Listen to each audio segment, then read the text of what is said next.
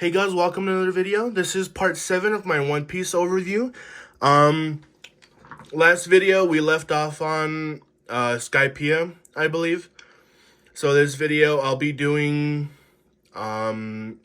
just a little bit of Water 7 because Water 7, I guess if you put Water 7 and Enya's lobby together, it's a really long arc. They consider it, Viz considers it like one entire arc. You can see it labeled here, Water 7. And I think it's 1, 2, 3, 4, 5, 6, and I still have 8 volumes left of Water 7 on my desk. I mean on my shelf. So it's 14 volumes. So yeah, today gonna be going over Water 7. Question of the day. What is your favorite plot twist in all of One Piece? So I would consider plot twists to be like Ace's, or Ace being the son of Roger. Stuff like that. Sanji being a prince. Luffy's devil fruit, of course. For me personally, it has to be that moment from Zoe. I'm not gonna spoil it. If you haven't gotten past episode 767, please skip like the next couple minutes because it is such a good moment and it changes everything about the story. So I'm gonna play a quick clip of that scene right now. ライゾー殿はご無事です。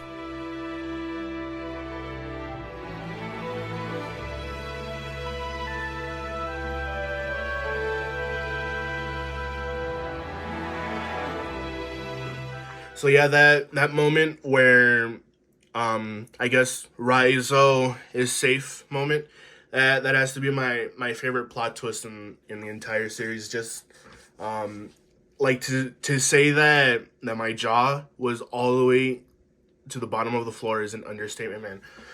So yeah, let me know what you guys think your favorite plot twist is in this series, and let's get to it. As always, I'll show you guys the volume covers. I showed this one already. There's a little bit that I didn't talk about in this one. That was 32. This one's 33. Just to be real with you guys, I'm gonna kind of skip a little bit of Long Ring Long Line. I don't like it very much, and that's like a general consensus in the community. Volume 34, volume 35, and I'm gonna be talking. I want to talk a lot about Robin and Usopp, and all those really good moments in this arc. 36, and then there's 37, which I think is the start of Enya's lobby. So yeah, I really want to talk a lot about like Usopp and Robin and like a lot of those really tense moments in this series. So I'm gonna breeze through it a little bit, but don't worry because you're not gonna be missing on a lot of stuff. If this is like your first time. But mainly, I've been doing this series because I want to show people a different perspective of this series. Just showing them, or showing you guys my favorite moments, talking about One Piece, what I think about these arcs and these moments and this really cool series. So yeah, let's get to it. 32, I think. We left off around here where Luffy decides he wants a shipwright and his crew. But they don't head immediately for Water 7. They end up in Long Ring Long Land. And I'm sorry, man. If you like Long Ring Long Land, it's just it's so painful to get through. It's so long and it drags on forever. Let me move this a little bit. There we go. I can see the time. But yeah, I'm not exactly a fan of Long Ring Longland. I do think it's gonna have some importance in the series sooner or later, especially with the Davy back fight. Oda doesn't just add those things in a story like this for nothing. So it is going to be important. I have a really good feeling, but just not now. We can forget about Long Ring Longland for now. So let's go ahead with volume 33. There is one moment that I want to touch in this arc. So Foxy and his crew, they show up on Long Ring Longland, and they decide to commence like a Davy back fight where they trade crew members, and they do like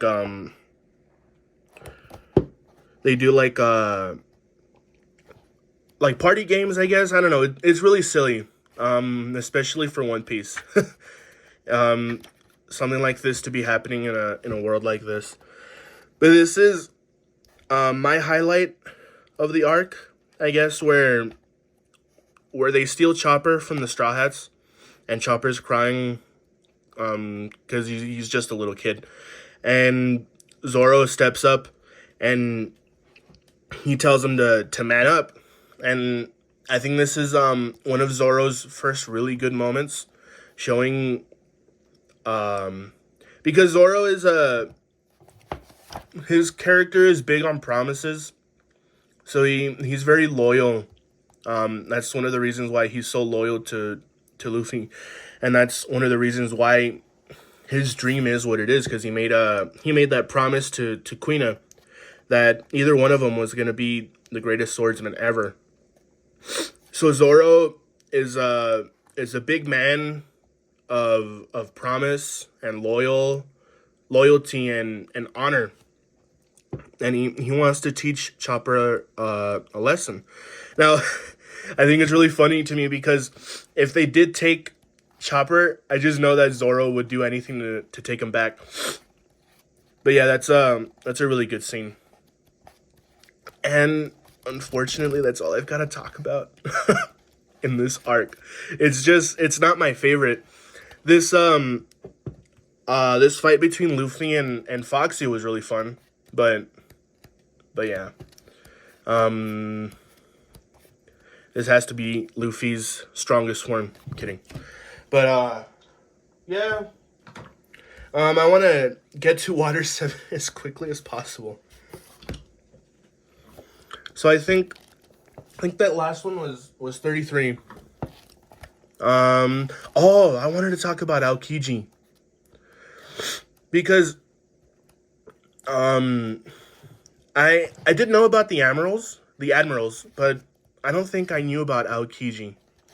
And I did get spoiled by the opening, of course, that was playing during this arc. And I was so mad because I wanted Aokiji to be a surprise. And everything turned to a complete 180 when this guy showed up. This was crazy. And especially when he showed off his devil fruit. Like, look at this, man. That's crazy. Like, a devil fruit's weakness is the sea, of course, right? And he can just negate that with his devil fruit. Like, this is insane power.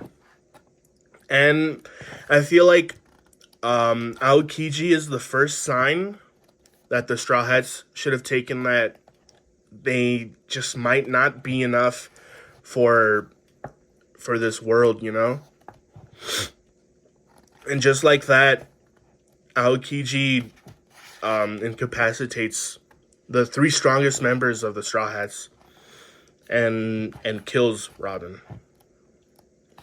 But yeah. Aokiji has that. I know all the admirals have their sense of justice. I think Aokiji has a sense of uncertain justice. It's not absolute, that's for sure. I know that. But yeah, Aokiji has a different sense of justice compared to Kizaru and Akainu. Am I missing one? I know I'm missing one. No, yeah. Yeah, I'm thinking about Akainu in the pre-time skip where he becomes the fleet admiral.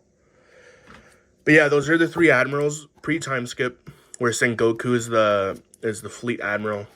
So then they find out about Water 7, like and supposedly Water 7 it has like the greatest shipwrights in the entire sea, so they go looking for one. And we get the first appearance of Lucci. And I knew who Lucci was at first. And I was like, is that the tiger guy or the jaguar guy?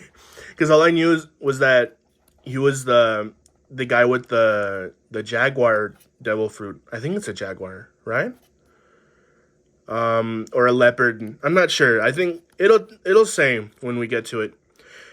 But yeah, I couldn't be sure, and I was like, he looks kind of familiar. I think that's the leopard guy.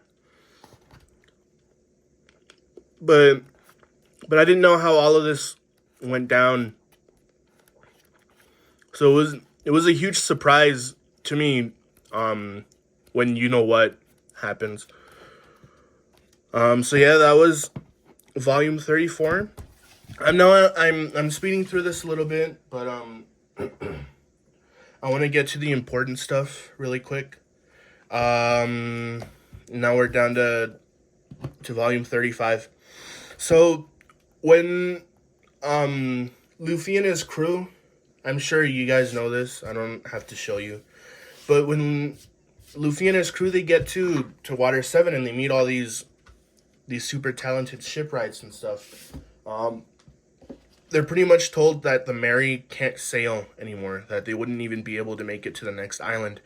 And Luffy, as the captain, decides that they need to get a new ship, and Usopp doesn't take this very well, especially after getting beat down by Frankie and his goons. And it's so heartbreaking, man, because this line where he says he can't face the others, that's he says this later on, but he said that he'd been thinking about leaving for a while. And it's so sad because these guys, they're not your regular pirate crew, of course. They're more of a family, I guess. You could call them that. And I love this callback to Arlong Park. And it's really heartbreaking, man, to see the crew fall apart like this. And this is the first instance of internal struggle between the Straw Hats.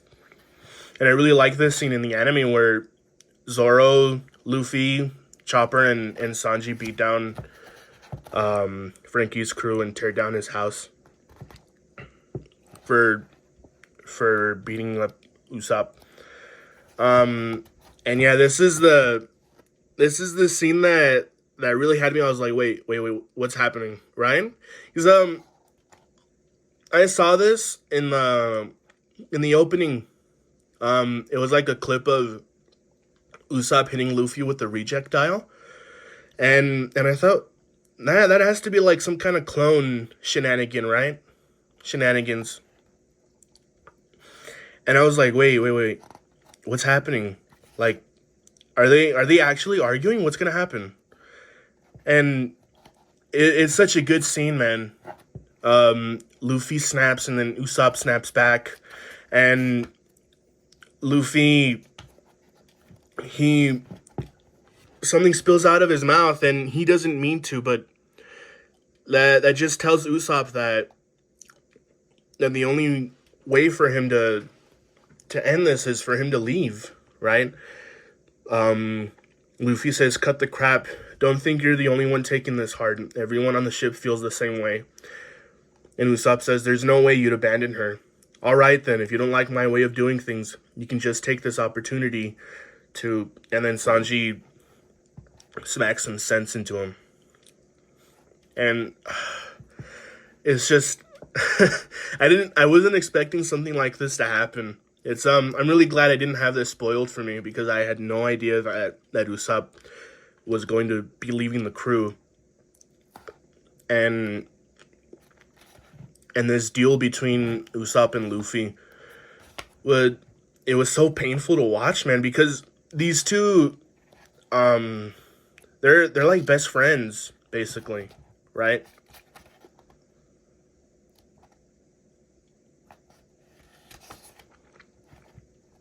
And you know, Usopp was really holding his own till Luffy landed like one punch, and that was it for Usopp. And it I don't know how else to put words into this, but it's really heartbreaking to see something like this happen between friends like this. And I also really like this scene where Zoro yeah, right here. If you start becoming unsure, who can we have faith in? And it just makes it even worse when Robin she betrays the Straw Hats, I guess. And she ends up leaving them too. And then Frankie decides to pick a fight with Luffy for tearing down his house. And I like that Frankie was an actual villain in the beginning of this arc. Because I didn't know that, actually. And I thought it was interesting because they have such an interesting dynamic throughout Enies Lobby. And Luffy and the others start warming up to him, and they decide that he's the best choice to have in their crew as the shipwright. So, I think right now, I'm on 35. And then we'll go on to 36. So, I'm just going to speed through this a little bit, because I only have so much time left. I don't want to make my videos more than 20 minutes long, because I feel like that's maybe too long. But I'm just going to touch a little bit on that reveal. Or I don't know if it's in this volume. But yeah, Robin, she decides to give up herself for the government in exchange for the safety of the Straw Hats. And she plays it off as if she never really joined the crew, but obviously she officially joins the crew by the end of Enies Lobby. And Luffy decides to go after Robin.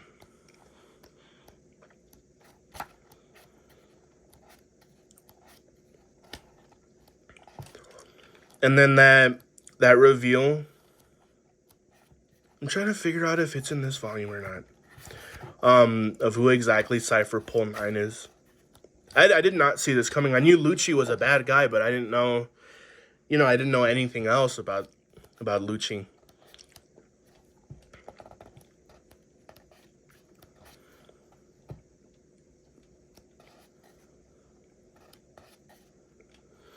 Oh, and then there's that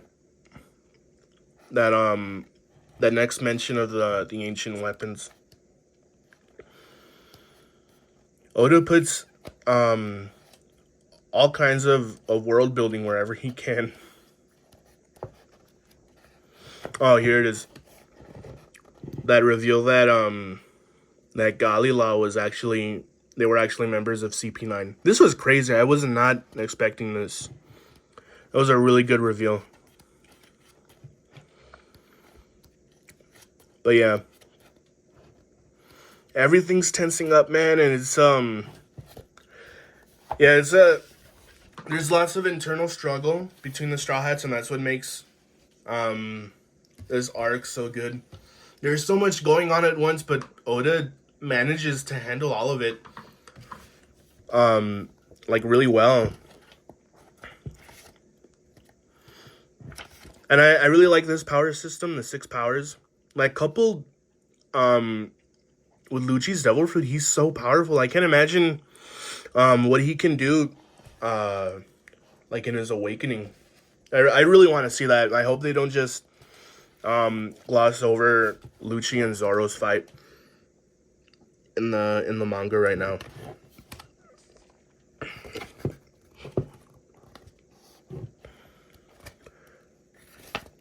I just want to get to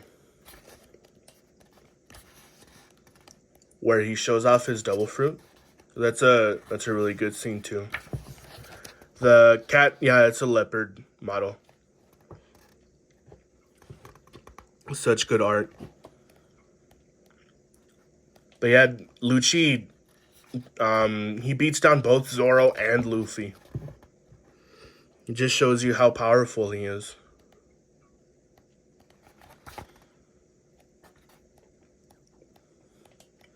But yeah, I don't think there's anything else. Oh, Frankie's backstory. It's not as impactful to me personally, but it is traumatic enough where he can become a Straw Hat.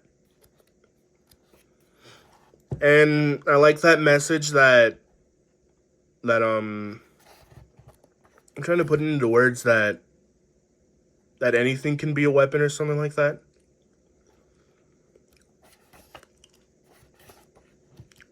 But yeah, that's Frankie's backstory. And I really like that unspoken rule that every Straw Hat has to have like a really traumatic backstory. It's so funny. Well, not really funny, but you know what I mean. But yeah, that was the first third of Water 7. So Water 7 is a really long arc if you're counting Water 7 and Enies Lobby. But yeah, that was part 7 of my One Piece overview. I also wanted to mention like my highlights of the arcs that I'm covering. So I guess the first one, Romance Dawn. I guess Luffy getting Shanks's hat. Orange Town. I'm not sure. Orange Town wasn't very interesting to me. Maybe I don't know. I'm gonna skip Orange Town. Syrup Village definitely has to be like Usopp defeating Django. That was a good moment for him. The Baratier, that has to go to Zoro and his declaration. Arlong Park, that scene where Luffy gives Nami his hat for sure. Loketown, probably Dragon's intervention. I'm skipping Little Garden and Whiskey Peak and Reverse Mountain because those aren't very... They're not very impactful to the story, I think. But Alabasta, that has to go to that goodbye that the Straw Hats give Vivi. And Drum Island, I forgot Drum Island. The Sakura blooming, that's got to be it. Skypiea, definitely the Anal face, that has to be it for me, man. That's a really good scene. And then yeah, my highlight for Water 7, I guess, because I'll be splitting them up. Definitely that argument between Usopp and Luffy and then their fight. So yeah. Also, let me know what you guys think is your favorite plot twist in One Piece. Like I said earlier, that definitely has to go to that scene from Zoe. But yeah, I'll see you guys in the next video. I'll be covering more of Water 7 in the next one. And I'll see you guys later. Peace.